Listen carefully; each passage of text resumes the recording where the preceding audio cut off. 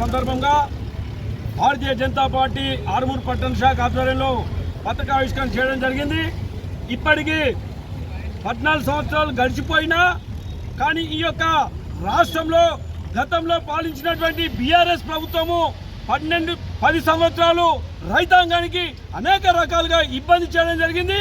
ఈ యొక్క కాంగ్రెస్ ప్రభుత్వం కూడా మేము వచ్చిన తర్వాత రైతాంగానికి మరియు యువతకు కానీ ప్రజలకు కానీ అనేక రకాలుగా సేవలు అందిస్తాం, రైతులని బంగారు రైతులుగా తయారు చేస్తామని చెప్పినటువంటి ఈ రాష్ట్ర ముఖ్యమంత్రి రేవంత్ రెడ్డి గారు కానీ ఈ రోజు వరకు కూడా వారు ఇచ్చినటువంటి హామీల్ని ఇప్పటి వరకు ఏ రైతుకు 2 లక్షల రుణమాఫీ కాలేదు.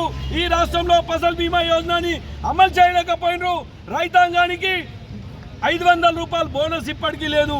ఇవన్నీ లేకున్నా పండించినటువంటి పంటలన్నా కొంటారేమో అని చెప్పి చూస్తే ఆ పండించినటువంటి పంటల్ని ఇప్పటి వరకు ఈ రాష్ట్రంలో పెద్ద ఎత్తున సుమారు 3,000 కోట్ల అవినీతి అక్రమాలకు పాట్లాడుతున్నటువంటి ఈ యొక్క రాష్ట్ర ముఖ్యమంత్రి రేవంత్ రెడ్డి గారు ఖబర్దార్, మీరు ఇప్పటికైనా కానీ మీరు ఇచ్చినటువంటి హామీల్ని వెంటనే నెరవేర్చండి.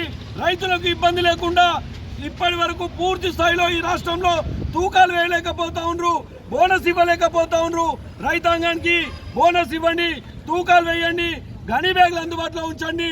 లేకుంటే రానున్న రోజుల్లో రైతులు కానీ యువత కానీ ప్రజలు కానీ మిమ్మల్ని బంధపెట్టి ఈ యొక్క మనకు వచ్చిన సందర్భంగా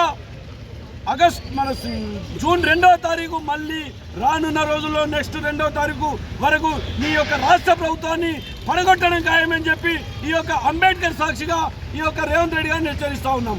జై శ్రీరామ్, జై శ్రీరామ్. ఆర్మూర్ పట్టణ శాఖ ఆధ్వర్యంలో ఈరోజు అంబేద్కర్ చౌరస్తాలో జాతీయ పతాకాన్ని ఈ యొక్క జూన్ 2 తెలంగాణ ఆవిర్భావ దినోత్సవ సందర్భంగా ఎగురవేయడం జరిగింది. ఉమ్మడి ఆంధ్రప్రదేశ్గా ఉన్నప్పుడు ఈ రాష్ట్రంలో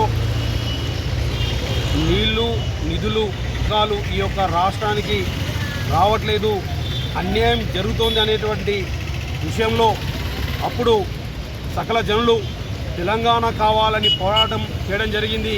కానీ గతంలో ఉన్నటువంటి బీఆర్ఎస్ ప్రభుత్వం కానీ ప్రస్తుత కాంగ్రెస్ ప్రభుత్వం కానీ ఈ నిధులు నీళ్లు నియామకాల విషయంలో పూర్తిగా విఫలమయ్యారని చెప్పవచ్చు. ఎందుకంటే అప్పుడు ఈ యొక్క ఆత్మ బలిదానం చేసుకున్నటువంటి ఎవరైతే తెలంగాణ ప్రజలు ఉన్నారో ఈ తెలంగాణ రావాలని ఇప్పటి వరకు వాళ్లకు ఉద్యోగాలు కానీ వాళ్లకు సరైనటువంటి సదుపాయాలు కానీ కల్పించడానికి పాపాన ఈ యొక్క రాష్ట్ర ప్రభుత్వాలు పోలేదు. ఒకటే చెప్తున్నా, భారతీయ జనతా పార్టీ తరఫున భారతీయ జనతా పార్టీ ఈ రాష్ట్రంలో ఖచ్చితంగా అధికారం చేపట్టగానే ఎవరైతే ఈ తెలంగాణ ప్రత్యేక రాష్ట్రం కోసం ఆత్మ బలిదానాలు చేశారో వాళ్ళ ఇంటికి ప్రతి ఇంటికి కూడా ఉద్యోగం ఇవ్వడం జరుగుతుంది.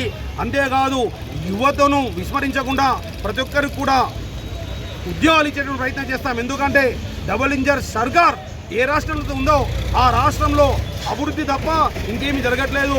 కాబట్టి ఈ రాష్ట్రంలో కూడా అభివృద్ధి జరగాల, అవినీతి లేకుండా పరిపాలన జరగాల అనేటువంటి ఈ యొక్క లక్ష్యంతో ఈ రాష్ట్రంలో ఉన్నటువంటి మన ఆర్మూర్ నియోజకవర్గం ఉన్నటువంటి పైడి రాకేష్ రెడ్డి గారు కానివ్వండి, ఎంపీ ధర్మపురి అరవింద్ గారు కానివ్వండి, ఇన్ని రోజుల్లో కూడా ఎక్కడో కూడా అవినీతి చేయకుండా తెలంగాణ రాష్ట్రాన్ని అభివృద్ధి చేయాలన్న ఒక లక్ష్యంతో ఆ లక్ష్యంలోనే ఆర్మూర్ నియోజకవర్గాన్ని అభివృద్ధి చేయాలన్న లక్ష్యంతో పైడి రాకేష్ రెడ్డి గారు నిజామాబాద్ నియోజకవర్గాన్ని అభివృద్ధి చేయాలని చెప్పి ఎంపీ ధర్మపురి అరవింద్ గారు ఏ విధంగా కృషి చేస్తున్నారో ఈ యొక్క కృషి కూడా మా యొక్క ప్రధానమంత్రి నరేంద్ర మోడీ గారి యొక్క వారిని ఆదర్శంగా తీసుకొని, అంతేకాదు పార్లమెంట్లో చిన్నమ్మ తెలంగాణ చిన్నమ్మ అని చెప్తున్నటువంటి సుష్మా స్వరాజ్ గారు ఏదైతే తెలంగాణలో బలిదానం అవుతున్నటువంటి యువకులను మీరు ఆగండి, మీ తెలంగాణ ఖచ్చితంగా ఇస్తామన్న రోజు చేతులు కట్టుకొని అదే కేసీఆర్ చేతులు కట్టుకొని పార్లమెంట్లో నిలబడ్డాడు.